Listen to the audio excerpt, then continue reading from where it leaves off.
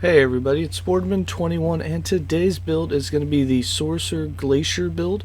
It's going to be a very high crit build and you're going to target Glacier from a distance, and it's going to be a very high survivability because you're almost never getting hit, and honestly it could go forever in the arena as long as you don't get close to mobs and teleport at all the right times and don't get yourself cornered.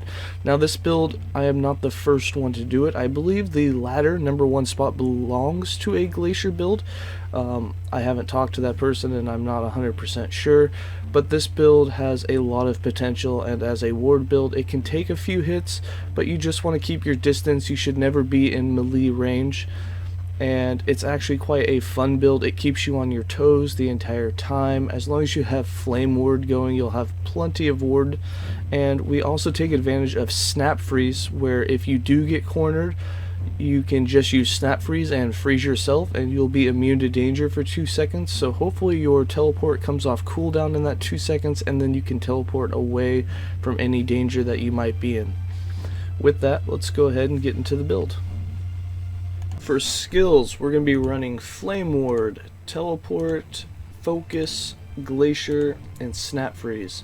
For Flame Ward, we're using this for a bunch of ward. We got 5 points in Stalwart Defense, 3 points in Desperate Defense, 3 points in Fuel the Flames, 3 points in Dilation, 3 points in Energize, and we have 1 point left. We're going to put that into the Duration. With Teleport, we are using this for decoys and for global cooldown. We also have it for elemental Nova casting. We aren't spec'd into elemental Nova, so it doesn't do too much damage, but it is nice when you're chasing down the birds to just be able to teleport on top of them and hit them with the Novas, and usually they have so low life that it will kill them. But we have 2 points in Crystalline Passage, 3 points in Flicker, 2 points in Wormhole for that global cooldown recovery speed, 4 points in Plasma Protection, 1 point in Unexpected Copy, 1 point in Decoy Position, 4 points in Elemental Affinity, 1 point in Elemental Dawn, 1 point in Elemental Dusk, and 1 point in Elemental Midnight. For Glacier, this is your main damaging skill. We wanted to use it for several things. One, the mana cost on it's really high, so we wanted as much mana back on kill and hit as possible. Two, we reverted the casting order, so the biggest hit will come first. That way you can try and kill things as quickly as possible, so hopefully you don't have to wait and get hit. So for instance, if a big batch of axe throwers come on the screen and you have it in the normal order of small hit, middle hit, large hit, by the time the large hit gets there, one, they may have moved, or two, they've already thrown axes once or twice in that time frame. By reversing the order so that the explosions go biggest, middle, and then smallest, sometimes you can kill them right off the bat and then not have to worry about them. So for me, Fading Echoes, 1 point in this is almost mandatory. There's also 3 points in Frost Grip, 2 points in Resplendent Frost, 1 point in Critical Rejuvenation. This gives you a % of maximum mana gained when you do a critical hit, which we have really close to 100% critical hit, so we're almost always getting that. And then we have 2 points in Cold Victory, so that our % of maximum mana is gained on kill. So whenever you hit a bunch of trash mobs, your mana could be completely empty and it will be almost completely full if you kill like 10 trash mobs with one cast. We have 455 maximum mana, so this total 3% of mana is a crap ton. And that is per trash mob and per critical hit. So you have to think of per kill and per critical hit. That means you're getting a lot of mana. 3% of 455 is what, 13 or 14 mana, and the skill itself only costs 47. So you only have to get 3 critical strikes with 3 kills and you'd get all of your mana back. We also have 1 point in Static Collapse so that we can target Glacier. This is kind of mandatory as well, as you don't want to be in melee range, and if you don't target it from a distance, you're usually really close. This lets you basically teleport around and just hide behind rocks, hide anywhere that you can away from mobs so that they can't get you. And then for some extra damage and some mana efficiency, we put 4 points in Breaking Point, 2 points in Greater Destruction, and 4 points in Mordidus Bane for that 100% extra damage against rare and bosses to kind of speed the arena up. You can also take these 6 points out and go for the chill chance and extra damage against chilled enemies. That will work as well.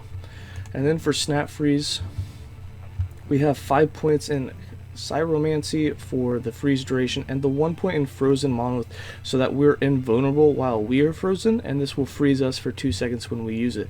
So if you get cornered, your teleport's on cooldown and you really have no options, your flame ward's almost off of cooldown because it's already giving you all the ward it's going to give, boom, you can just spam snap freeze, not take damage for 2 seconds. Hopefully your teleport comes off cooldown. It only has a 3.3 second cooldown, so more than likely it'll be off, and then you can re-teleport as soon as you are unfrozen, and hopefully before you take a hit. With that, we also have 4 points in Snow Flurry, 1 point in Frostbite, 3 points in Deadly Aura, 1 point in Frozen Ground, 4 points in Lasting Cold, and 1 point in Permafrost. For passives, we have in the Mage base class 8 points in Scholar for extra mana, 8 points in Arcanist for the intelligence so that we have ward retention, and 5 points in Knowledge of Destruction for that increased critical strike and critical multiplier. 0 points in Spellblade, and for Sorcerer we have 79 points.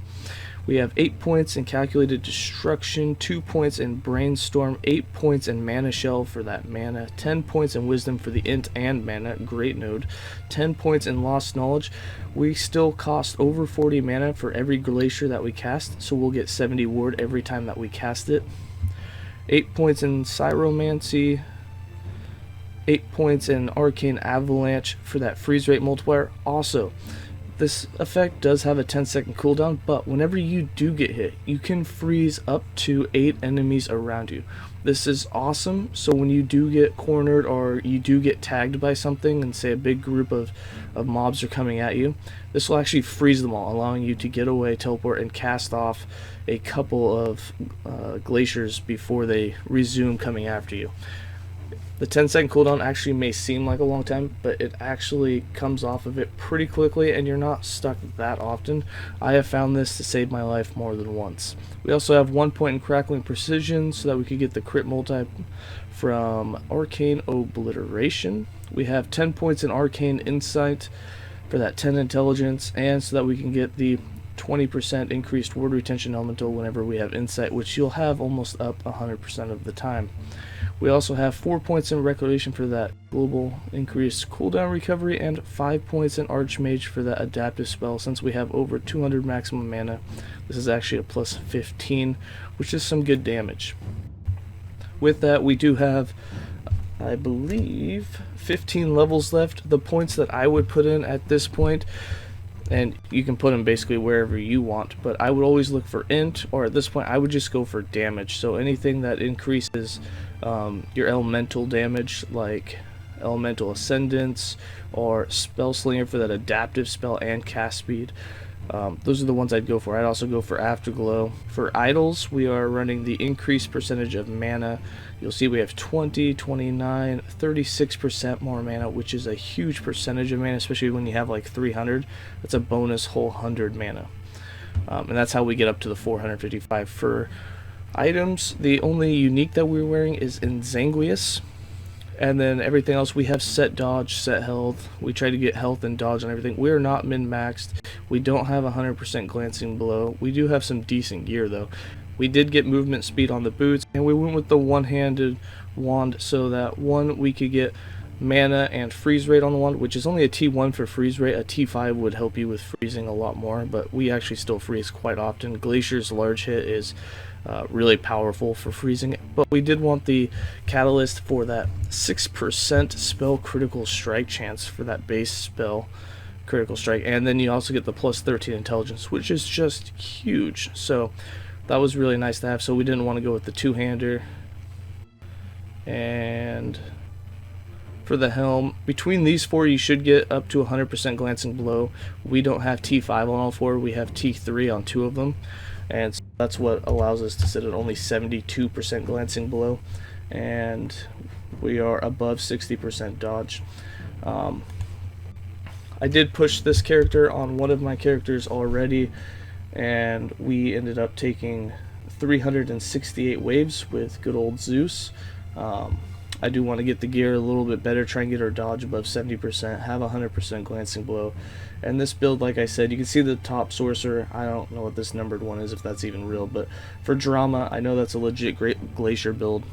you know, you can push basically forever as long as you don't get yourself cornered. With that, I'm going to go ahead and leave you guys with some gameplay.